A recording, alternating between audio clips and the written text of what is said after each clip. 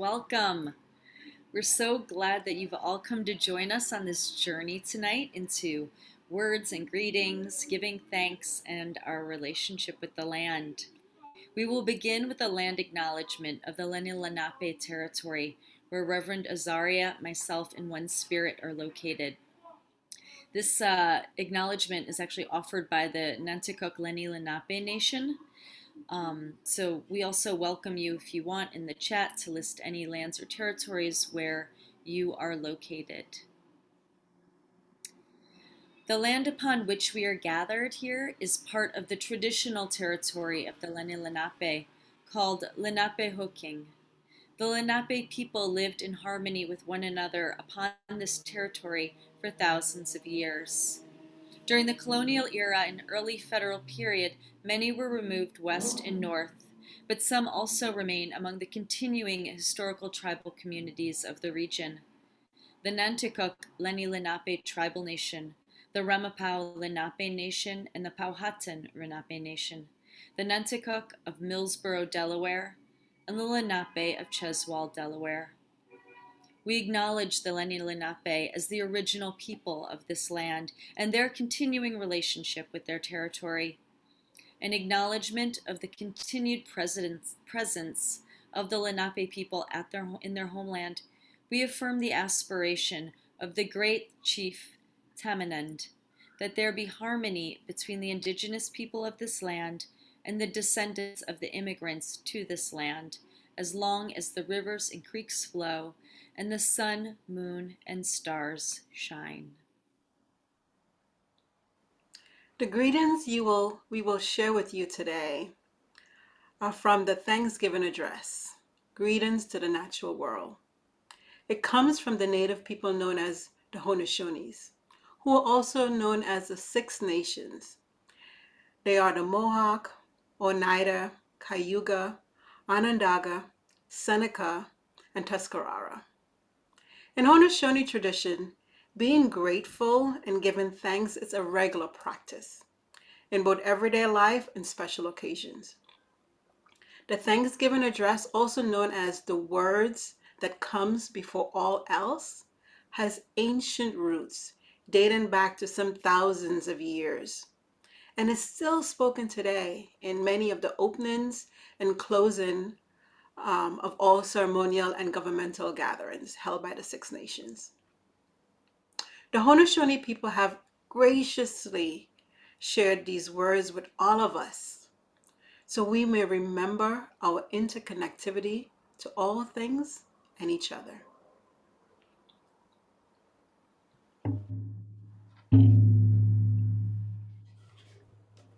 Today we have gathered and we see that the cycles of life continue. We have been given the duty to live in balance and harmony with each other and all living things. So now we bring our minds together as one, as we give greetings and thanks to each other as people. Now our minds are one.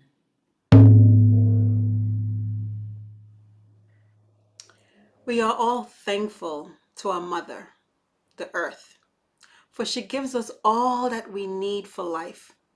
She supports our feet as we walk upon her. It gives us joy that she continues to care for us and continue to care for us as she has from the beginning of time. To our mother, we send greetings and thanks. Now our minds are one.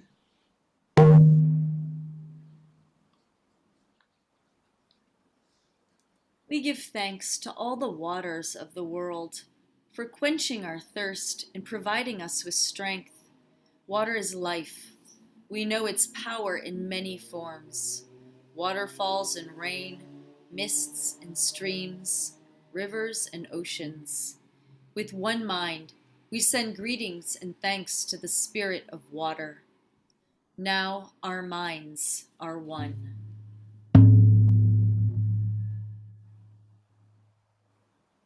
With one mind, we turn to honor and thank all the food plants we harvest from the garden. Since the beginning of time, the grains, the vegetables, the beans and berries have helped the people survive. Many other living things draw strength from them too. We gather all the plant foods together as one and send them a greeting of thanks. Now our minds are one.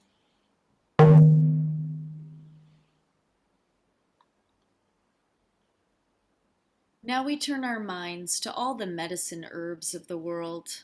From the beginning, they were instructed to take away sickness. They are always waiting and ready to heal us. We are happy there are still among us those special few who remember how to use these plants for healing. With one mind, we send greetings and thanks to the medicine and the keepers of the medicines. Now, our minds are one. We gather our minds together and send greetings and thanks to all the animal life in the world. They have many things to teach us as people. We see them near our homes and in the deep forests. We are glad that they are still here, and we hope that it will always be so. Now our minds are one.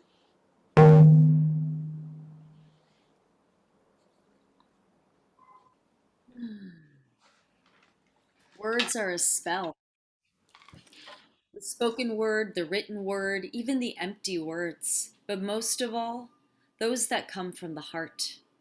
We can create emotional lives for ourselves through the words we think, live a new existence, and invent scenarios in our dreams, awake and asleep. Our bodies will respond with the same adrenaline or endorphins, whether the situation is unfolding in front of us or in our mind. Words are a spell. We carry then the responsibility of our words.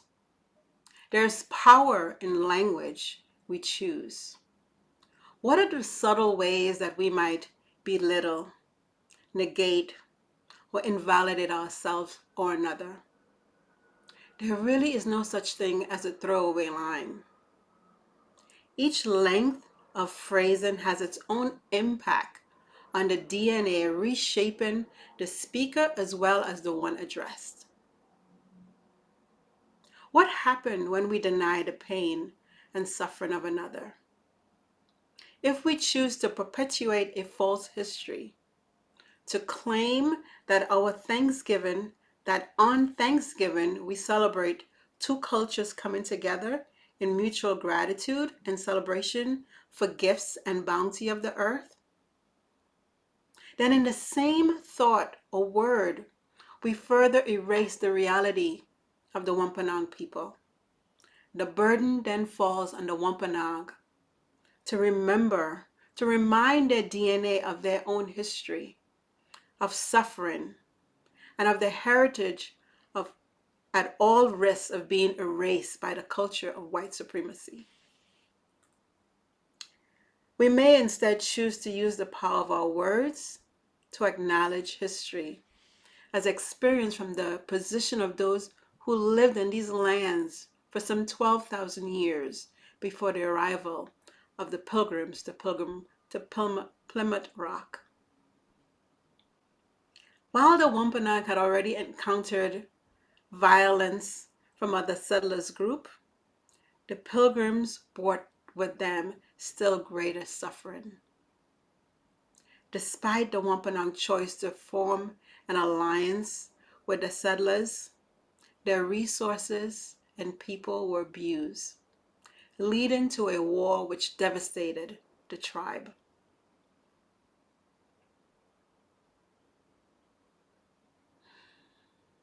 Dr. Gabor Mate, renowned speaker and author, says that trauma is not what happens to you, trauma is what happens inside of you as a result of what happens to you. If words are a spell, then what about silence? What is the impact of a harm that is denied? The words that should be spoken for healing are instead left to reverberate within us, to cut like a knife. Our DNA reforms to protect us, building scar tissue that risks cutting us off from love and our divine spark. We turn to those who live and thrive despite systemic oppression that has sought to impose silence on their history, who have found resilience through community and the sharing of songs and poetry and stories. Words are a spell that can destroy or heal. So is silence. Just as enforced silence can wound further, the choice of silence can lead us back to ourselves. We can find our way around the scar tissue to that spark of spirit that glows within. The darkness is no longer a cocoon, but where that ember, a place where that ember can be nourished and grow. Here we find our power. The words we utter no longer need to be harsh spells of protection that create false shields and cut the other down. May sit in the creative power of language. What are the subtle ways that I can reach across, that we can reach across the aisle to connect to another and bring us both compassion in that moment? If the white supremacy history is a myth of Native American simply ceding their land, and the indigenous history is that of blood, bloodshed, broken treaties, and oppression, then what is the story of the land and the natural world? The harvest of the land is placed at the center of Thanksgiving, as though this was neutral ground. But the land which gives us everything must also be acknowledged. The land and all the natural world provide not just the corn and the turkey and the wheat and the cranberries.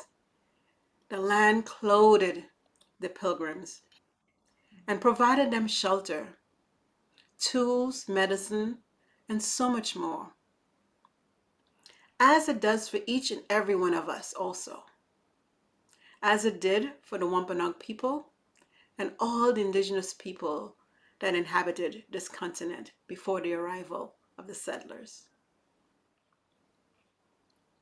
In that time before the Europeans arrived, Native American people lived largely by sustainable farming, hunting, gathering, and fishing.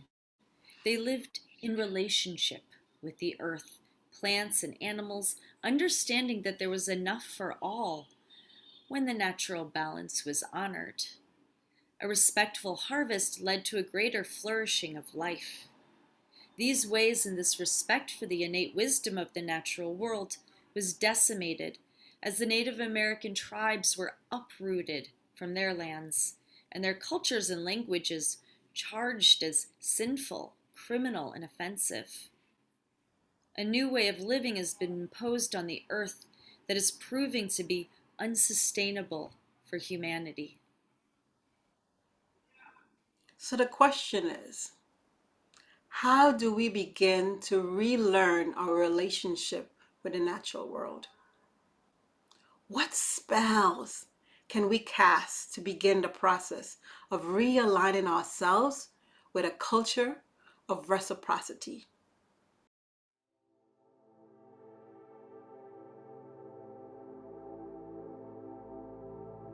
The Thanksgiving address is one of the most important parts of our culture that can be conveyed to the outside world. The Thanksgiving address is an address. It is not a prayer.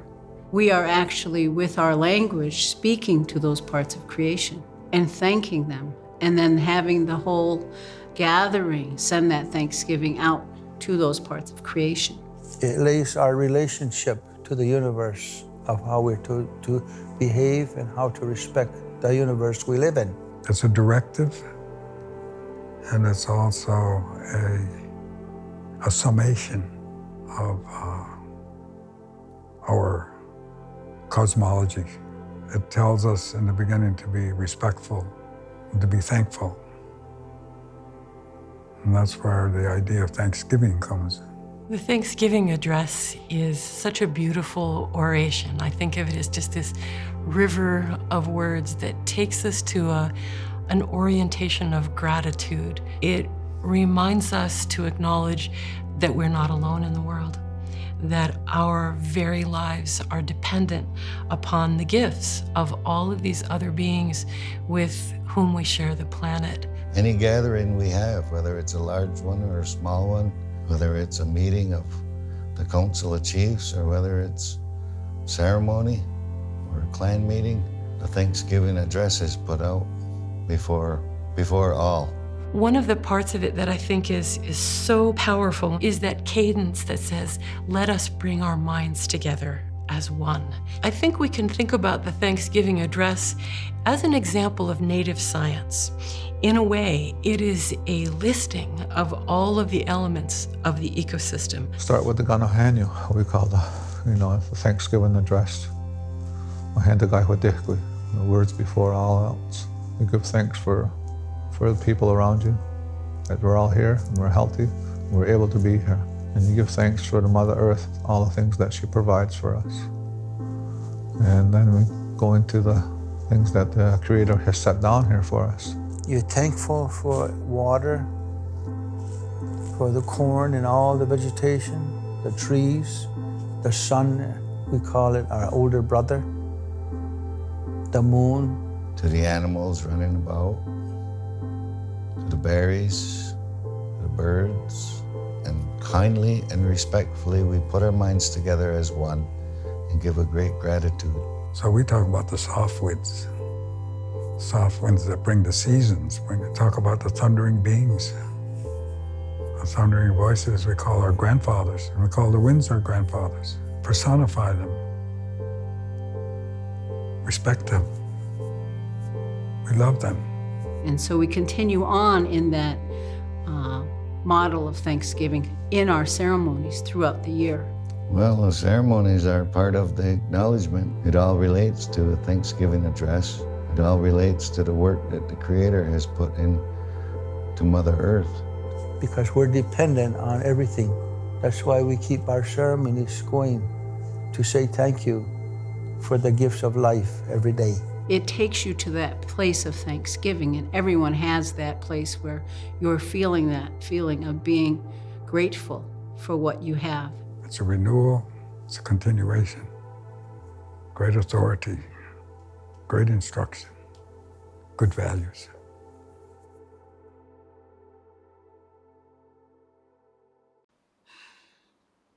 What would it be like to begin every workday, every conference, every political summit, every negotiation, every gathering with family and friends with a greeting like this? To state as one the reminder and the intention that we have a duty to one another and to the natural world.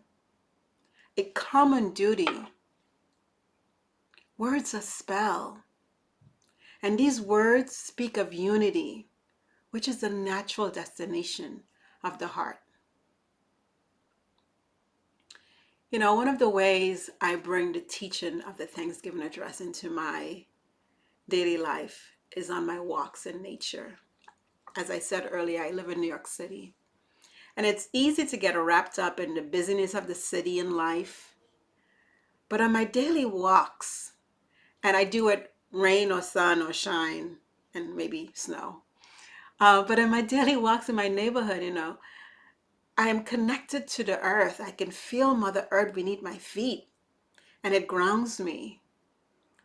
Or I look up and I can feel the sun in my face.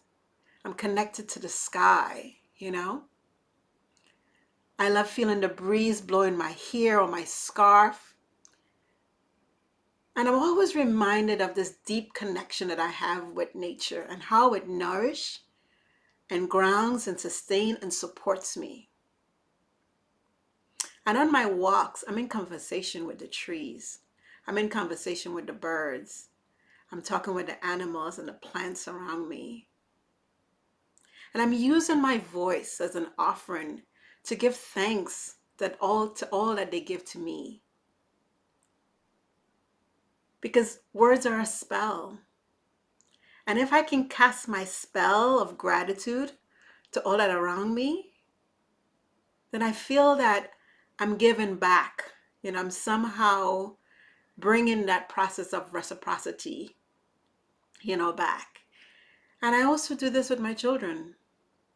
I teach my children that we have to be grateful. So it's beautiful to see them, their little voices, especially at dinner time and looking down at their plates and they're like giving thanks to the grains and the vegetables and the protein, it's the beef or the chicken or the fish that gave its life up to sustain them, to feed them, to help them get strong. And I had this beautiful example of like how, because as parents, sometimes we teach our children, but we don't know how far it goes, right? And I had this beautiful example of a teacher sharing with me that she was talking in the class about gratitude. And both of my children, two different classes, shared shared with the class and shared with her what gratitude was for them. And they shared things like they were grateful for their mom, for each other, like their brother and sisters, grateful for their dad, grateful for the trees and the food. And that many other kids in the class were sharing things like, well, they're grateful for their new toy or they're grateful for, something more of a material. So for me, it shows that those seeds, right? Like those little plants and seeds that we plant in our children can take root, and they will be the next generation of bringing this process of honoring and speaking spells to the natural world that's around us.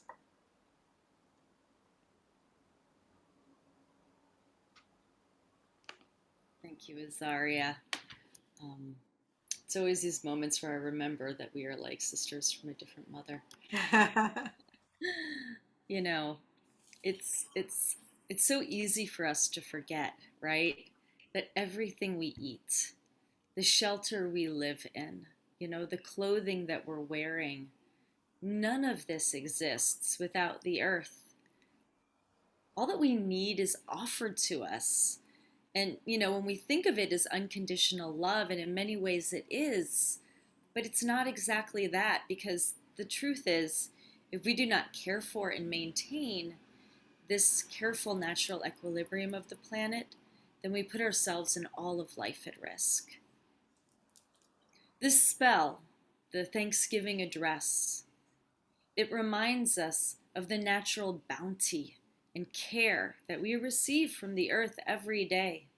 It is an expression of gratitude, but also a balm for the fears of insufficiency that plague so many of our hearts. The greetings begin with the people and the earth, but they carry on to the sun, without which our planet would not be. The sun that warms us, that makes our lives possible. The sun whose gravitational pull first built this planet from particles and now holds us close. The plants and the animals that provide medicine, food, companionship, inspiration, and teachings. The waters, the winds, fire, the stars. The list can be as long or short as we like. And what kind of spell does it cast to start the day with such an inventory of gratitude? It reminds us that we are provided for at every step of the way, that the divine has laid out all of life to be mutually supportive, that there's food and care for our bodies, our spirits, and our minds. This is a message of love and sufficiency in our society that so often imposes limits and spins messages of self-doubt and not enough. To speak these words delivers a message to our DNA that we are supported and loved. It also brings us into connection with each of those elements and pieces that are addressed. Now our minds are one. The message of connection is a healing message. We are not alone. Unseen forces have been with us before even our first breath. Nature conspires always towards health and growth. Dispel is also a commitment of sort. It says to the wounded land, to the endangered species, to a hobbled ecosystem, I see you. I see you and I see the work that I must do, that we all must do. It is a spell we must cast upon ourselves, our communities, and all of society, if we are to make amends to the earth for the harm our ways have often caused. Yes, words are spells. The Thanksgiving address is a foundation of healing, a healing way within ourselves, with each other, and with the natural world. So we invite you now to speak the spell with us. Your microphone will stay muted, but we want you to speak these words as they come up on the screen. Allow them to take space in your body and around in your surroundings. Let them come alive in your body.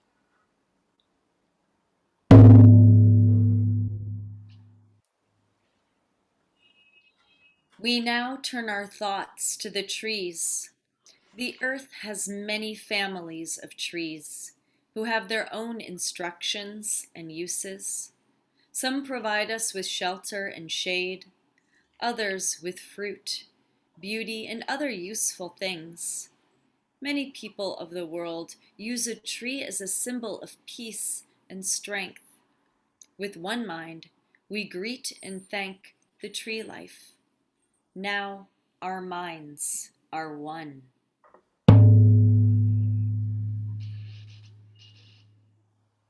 We put our minds together as one and thank all the birds who move and fly over our heads.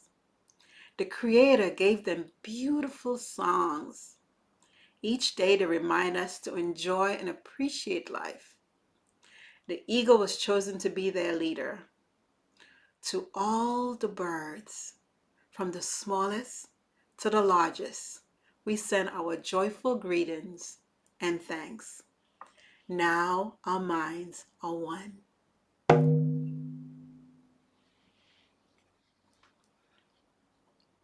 We are all thankful to the powers we know as the four winds.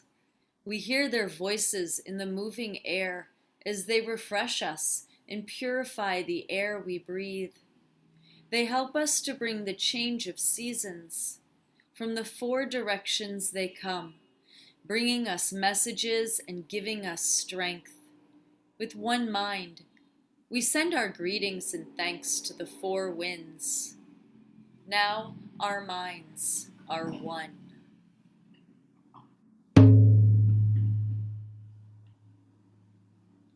Now we send greetings and thanks to our eldest brother, the sun.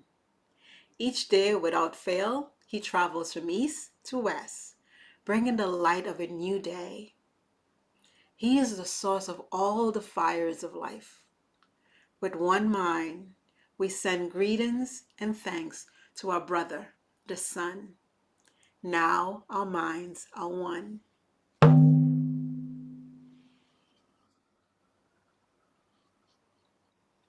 We put our minds together and give thanks to our oldest grandmother, the moon, who lights the nighttime sky.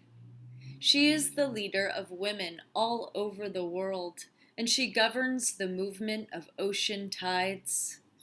By her changing face we measure time, and it is the moon who watches over the arrival of children here on earth. With one mind, we send greetings and thanks to our grandmother, the moon. Now our minds are one.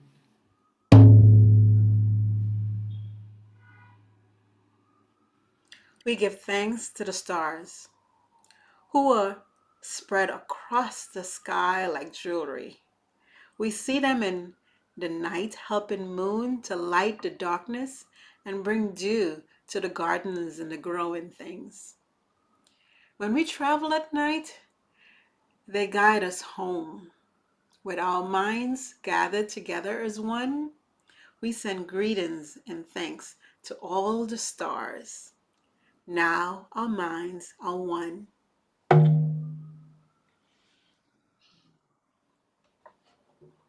We gather our minds to greet and thank the enlightened teachers who have come to help throughout the ages. When we forget how to live in harmony, they remind us of the way we were instructed to live as people. With one mind, we send greetings and thanks to these caring teachers. Now, our minds are one.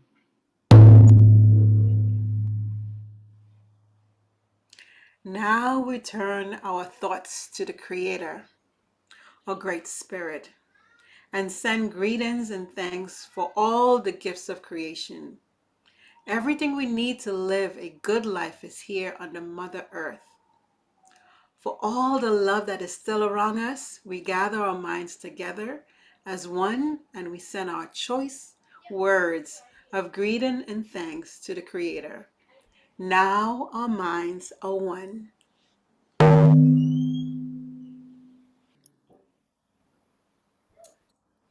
All right, I'm going to put this on gallery now because we're going to welcome in all of your voices. So, David is going to make it possible for you to unmute yourselves. And I would just love to hear from some folks about how it felt to speak those words and incorporate them. Wonderful. Hi, Erin. You are welcome to come in and unmute yourself and share with us. Yeah, I was busy getting ready to be with you, and it took me a little bit to settle into my chair, and that was gorgeous. And this last part of the prayer to thank Creator, it was a physical experience of those words. It was like the entire prayer in each of the slides and the words that you offered. When we thank, I'm still feeling it when I say, when we thank Creator, yeah,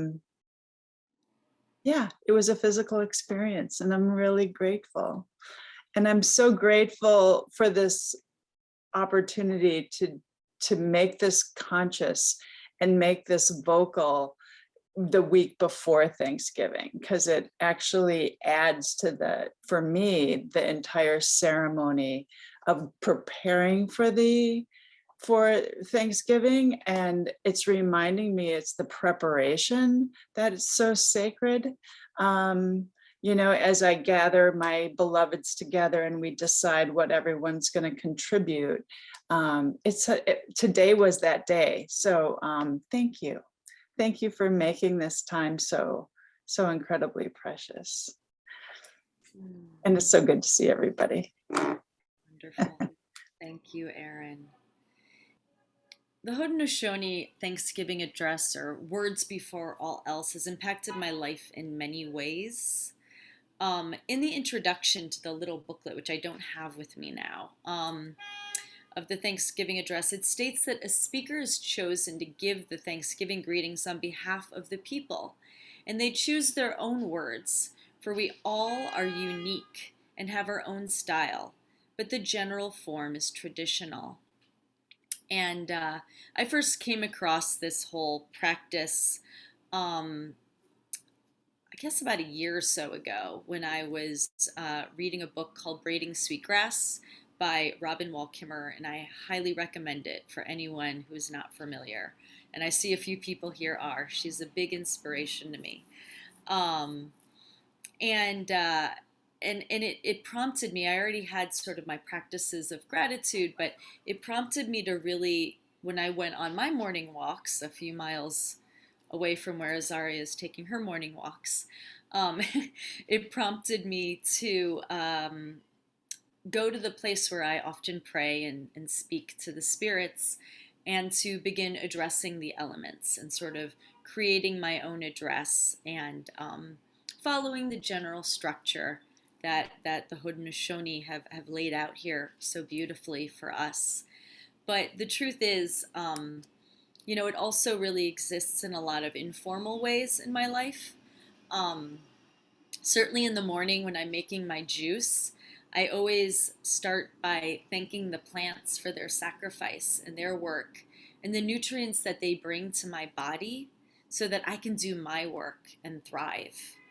And then I begin to think about the fact that, well, there's the soil and the light that fed those plants and the water that hydrated them. So I thank them too. But then what about the insects that pollinated these plants and the hands of all the people who planted and cared for and harvested them? And then more people who pack them into crates and transport them. And there's the drivers and the administrators and then the workers at the marketplace. There's so many people whose work I can be grateful for. And I even wonder if in those moments, if the same person hasn't been handling my food again and again, the fruits and vegetables and things that have come to me. And what is that connection? And there's the wind that cooled the necks of those workers, and carried messages between the plants. There's the storm clouds and the bacteria in the soil. And there's the knife in my hand. And there's the blender that I used. And where did that blender come from? It's literally the lives and deaths of plant and animal life millions of years ago that turned into fossil fuels, that turned into the base that made this blender. There is nothing here that didn't come from this earth. It's the work of so many that brings the nourishment of that meal. So many to thank and acknowledge. And so I start by greeting the plants and thanking them, and I end up blessing 100 souls that I may never meet along the way. And all of that because of a little bit of turmeric root. This gratitude, it carries me down this whole rabbit hole of interconnection, and it's just beautiful. And it makes me more mindful. When I stop to thank something, I pay more attention to it, which in turn keeps me in the present moment. It makes me more gentle. And when I remember that each thing that I handle is a gift of the earth, as a mineral, plant, or animal, then it is no longer a thing. It is a gift to be honored and a spirit to be respected. And I remember that this knife is doing me a service, that this cutting board is doing me a service, that this counter is doing me a service every day. And when I'm gentle with them, I'm more gentle with others, and I can become more gentle with myself.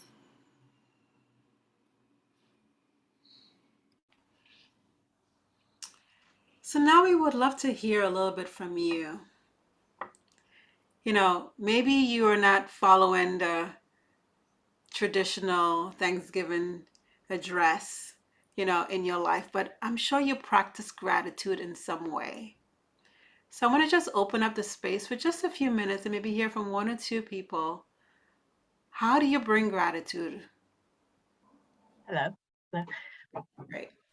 I was afraid you might call on me, so I thought I should speak first. Thank you, Barbara. You're welcome. Thank you. Thank you both. This is lovely.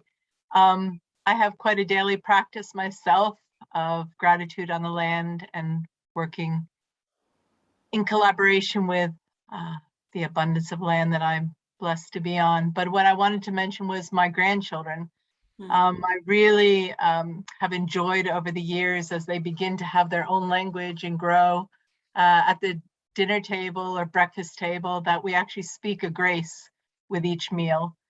And at first the little one, wouldn't speak it, and he would just listen. And he's 6 and my older grandson is 11. And just this year, he has decided, he says, no, you need to be quiet now because I'm going to speak it. So all those times that you think that they're not listening or they're not paying attention, they really are. And it's so powerful. And then the time that he's spoke it, and his brother tried to correct him, and he says, no, no, no, no, no, I have it right. So he was doing his own version of it. So, you know, allowing them to grow into it and then having their own version of what that ends up looking like, I think is a real gift to help, you know, to, as a elder, to help pass that on to my children and grandchildren is something I think that a lot of us don't practice anymore. So I just bring that into a circle as an offering of perhaps what somebody else is doing or would like to do. So thank you. Beautiful, Barbara. Thank you so much for that share. Thank you, thank you, thank you.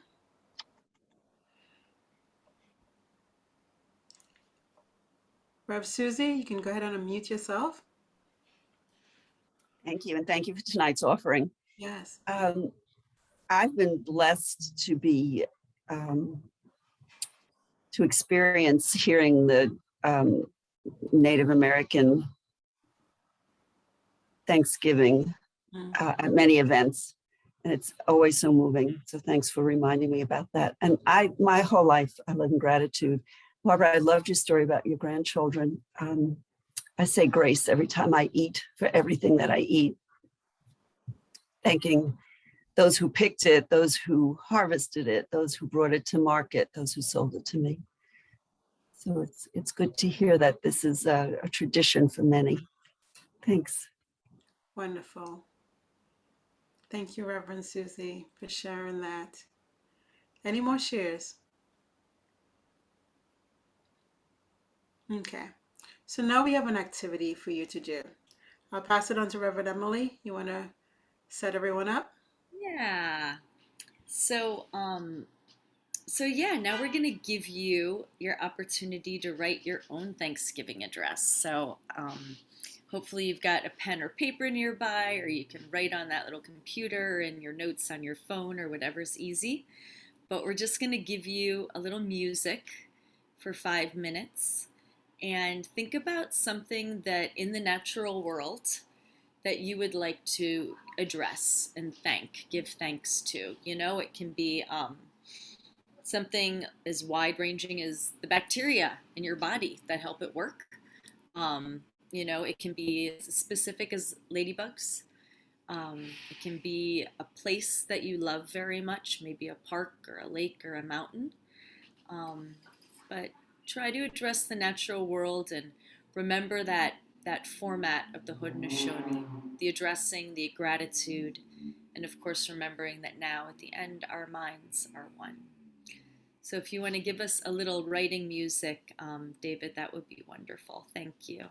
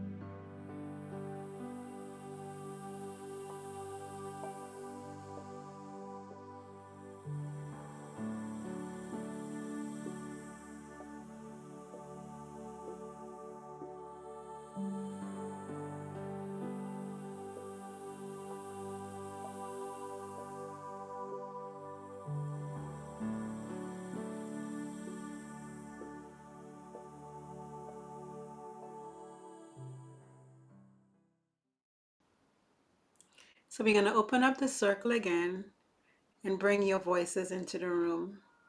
Would love to hear, how was that for you? How was the writing experience? Did something come through? Maybe you want to share one of your addresses. Anything that feels that's on your chest, that's on your heart, that's in the space that you want to share right now. We would love to hear you. We're going to go ahead and raise your hands. And Remember, we'll let you in. we're not expecting anyone to write poetry here. Don't be shy. Lots of everything, but we'd love to hear what you've got. Awesome. Come on in, Betty. You can go ahead and unmute yourself. I've moved recently to the Finger Lakes, and one of the blessings here are bald eagles. And I see them fairly often, especially the juvenile bald eagles, and they're just amazing. So I decided to address them. We address the bald eagle who commands respect from all as she moves majestically and powerfully through the sky.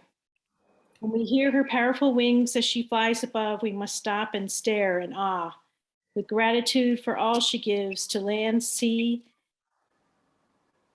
and air. We become one with her, and now our minds are one. Wow. Thank you. I can see the eagle in the sky while you were speaking that. Thank you so much. Come on in, David. Love to hear you. Hi, thank you. I have this wailing cat in the room, but I was able to have a thought while I was here. I have such appreciation for the organic world, and also want to highlight the mineral or the distantly organic world. So much of my livelihood is in service to the wonders of the chemistry and boundless color palette of ceramics. Due to their stable, enduring natures, they provide some of the earliest records of civilization and spirit.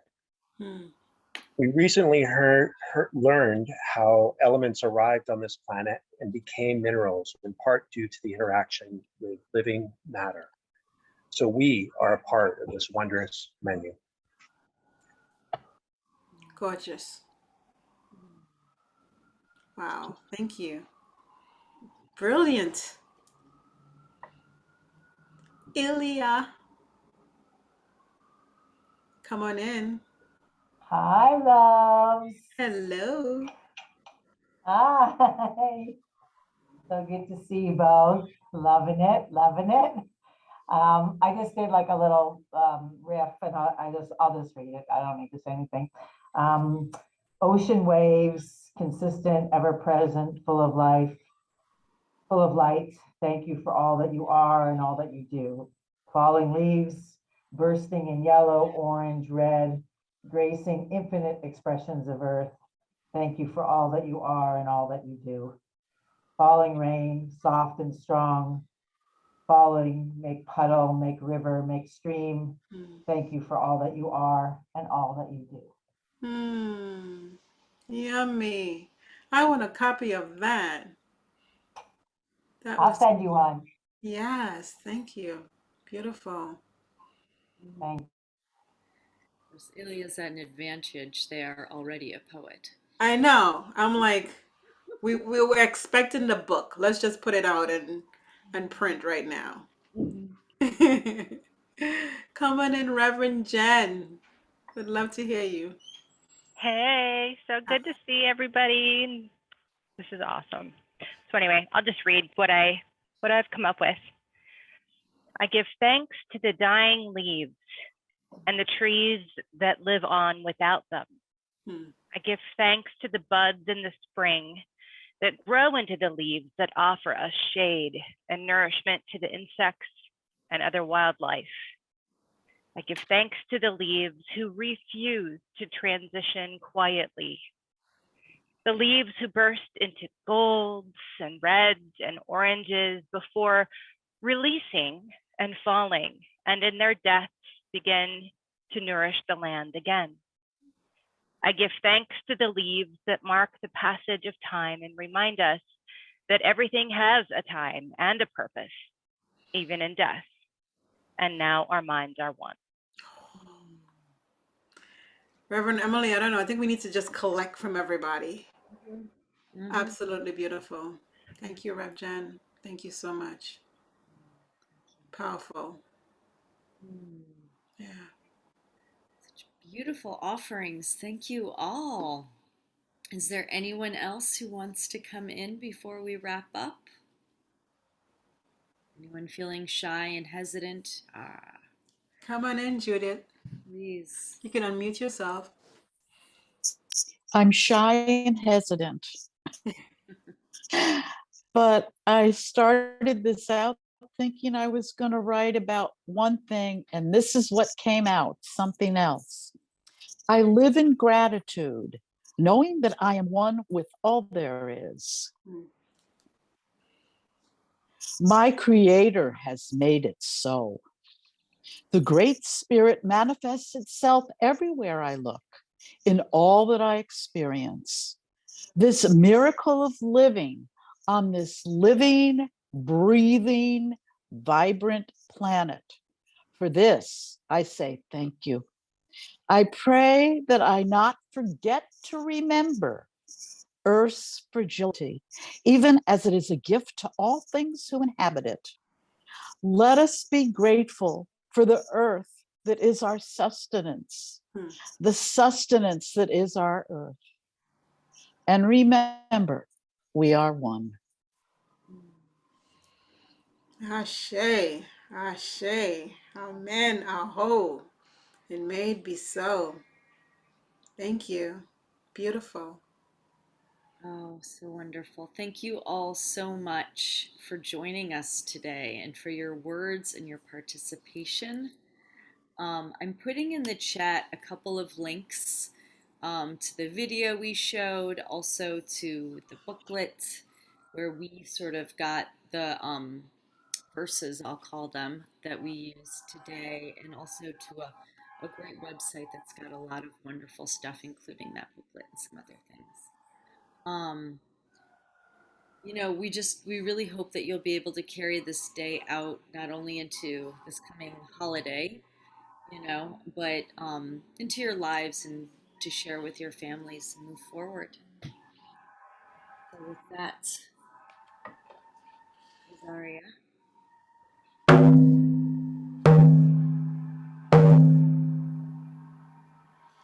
We have now arrived at the place where we end our words. Of all the things we have named, it was not our intention to leave anything out. If something was forgotten, we leave it up to each individual, each one of us, to send such greetings and thanks in their own way. Now our minds are one.